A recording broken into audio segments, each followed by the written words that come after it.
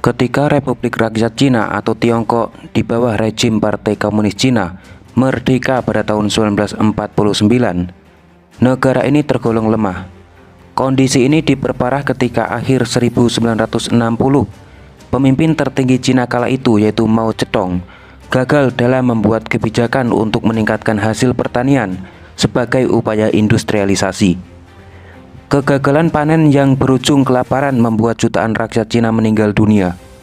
Pokoknya kondisi Cina kala itu mengenaskan, miskin, dan sangat tertinggal dengan negara-negara besar lain seperti Amerika Serikat, Inggris, dan kawan-kawannya.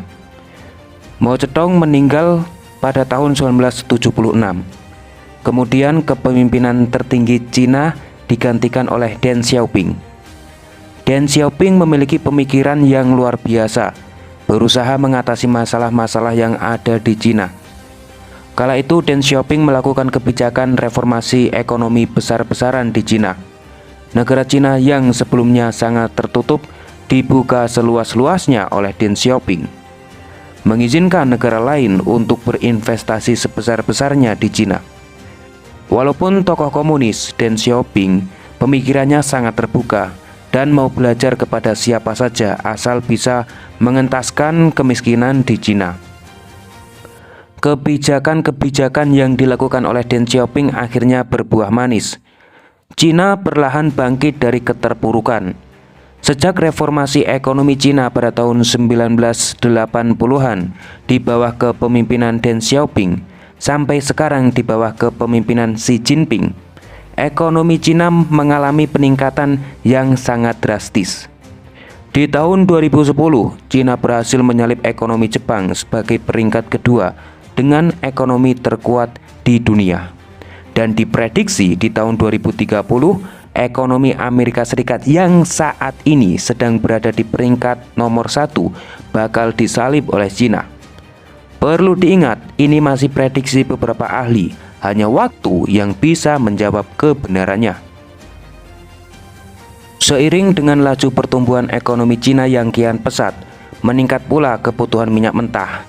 Nah, minyak mentah ini digunakan untuk seperti menopang industri manufaktur raksasa, sebagai penggerak transportasi yang kian maju, untuk memenuhi standar hidup manusia di Cina yang kian meningkat dari waktu ke waktu, seperti untuk bahan bakar kendaraan bermotor yang sangat banyak di Cina karena rakyatnya juga banyak. Karena di dalam negeri Cina nggak bisa memenuhi kebutuhan minyak mentah, maka Cina sangat butuh minyak mentah dari negara lain. Oleh karena itu, negara Cina komunis ini merupakan salah satu negara sebagai pengimpor minyak mentah terbesar di dunia. Minyak mentah yang dikirim ke Cina berasal dari banyak negara. Rusia merupakan salah satu pengimpor minyak terbesar Cina. Tapi kita jangan lupa, wilayah yang saat ini sedang panas karena konflik yang tidak berkesudahan, yaitu Timur Tengah. Timur Tengah juga merupakan salah satu sumber impor terbesar Cina. Cina sangat ketergantungan dengan Timur Tengah. Semakin pesatnya pertumbuhan ekonomi Cina, semakin dibutuhkan minyak mentah. Semakin tergantung juga Cina kepada Timur Tengah, karena Timur Tengah sebagai pemasok minyak mentah untuk Cina. Iran dan Arab Saudi merupakan negara yang sama-sama kuat posisinya di Timur Tengah. Walaupun sama-sama negara dengan mayoritas penduduknya beragama Muslim, tapi keduanya tidak akur. Bisa dibilang Arab Saudi dan Iran keduanya merupakan musuh bebuyutan. Kemudian pertanyaannya, kenapa Arab Saudi dan Iran tidak akur? Banyak sekali faktornya. Banyak ahli berpendapat alasan keduanya tidak akur karena sama-sama memperebutkan pengaruh di Timur Tengah. Iran dan Arab Saudi sama-sama ingin melebarkan sayap pengaruhnya di Timur Tengah.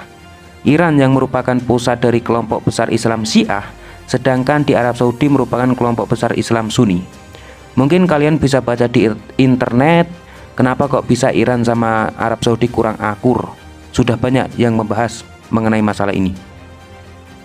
Puncak dari ketegangan Iran dan Arab Saudi yaitu ketika di tahun 2016 kedua negara memutuskan hubungan diplomatik. Hal ini lantaran ketika itu Sheikh Nim al-Nim tulisannya kayak gini, bacanya saya kurang tahu, yang merupakan tokoh Syiah di Arab Saudi dipenggal kepalanya oleh pemerintah Arab Saudi karena dianggap bersalah dalam mendukung pemberontakan di Arab Saudi. Hubungan Iran dan Arab Saudi yang penuh ketegangan ini akhirnya bisa direda ketika bulan Maret 2023 Cina berhasil mempertemukan keduanya. Delegasi Iran dipimpin oleh Sekjen Dewan Tinggi Keamanan Nasional Ali Shamkhani, sedangkan delegasi Arab Saudi dipimpin oleh Menteri Negara dan Penasihat Keamanan Nasional Musaid bin Mohammed Al-Laiban. Pertemuan ini menghasilkan sepakat bahwa keduanya ini menormalisasi hubungan yang sempat memanas. Tapi yang menjadi pertanyaan kita semua adalah kenapa Cina yang berhasil mendamaikan hubungan kedua negara ini di tahun 2023, kenapa kok enggak Amerika Serikat, negara-negara Eropa, atau mungkin Rusia? Amerika Serikat kita harus menyadari bahwa pengaruhnya di Timur Tengah juga sangat kuat. Tapi tidak semua negara-negara di Timur Tengah akur dengan Amerika Serikat. Sebagai contoh nih, Amerika Serikat memiliki hubungan baik dengan Arab Saudi, dengan Israel juga, tetapi memiliki hubungan yang tidak baik dengan Iran. Kemudian Rusia sebenarnya memiliki hubungan yang baik, baik itu dengan Arab Saudi atau dengan Iran. Tetapi waktu itu bahkan sampai sekarang konfliknya dengan Ukraina menyebabkan Rusia juga kesulitan mendamaikan Iran dan Arab Saudi. Wong negaranya juga masih terlibat konflik, bagaimana mau mendamaikan negara lain, ya kan? Cina lah yang tampil dengan senyap dan berhasil mendamaikan kedua negara. Tentu Cina menyadari bahwa sulitnya mendamaikan Iran dan Arab Saudi. Banyak pihak yang tidak suka jika Arab, Saudi, dan Iran damai. Negara-negara yang tidak suka yaitu sebagai contoh Israel dan Amerika Serikat. Oleh karena itu Cina merencanakan ini semua dengan perhitungan yang matang. Diam-diam jangan sampai ada yang tahu rencana Cina. Bisa saja kalau waktu itu Amerika Serikat tahu rencana Cina ingin mendamaikan Iran dan Arab Saudi, Amerika Serikat bakal nyusun strategi untuk menggagalkannya. Nah, pertanyaan lagi muncul nih, apa tujuan Cina sehingga mau menjadi juru bicara damai kedua negara? Tentu Cina sangat berkepentingan dalam mendamaikan Iran dan Arab Saudi.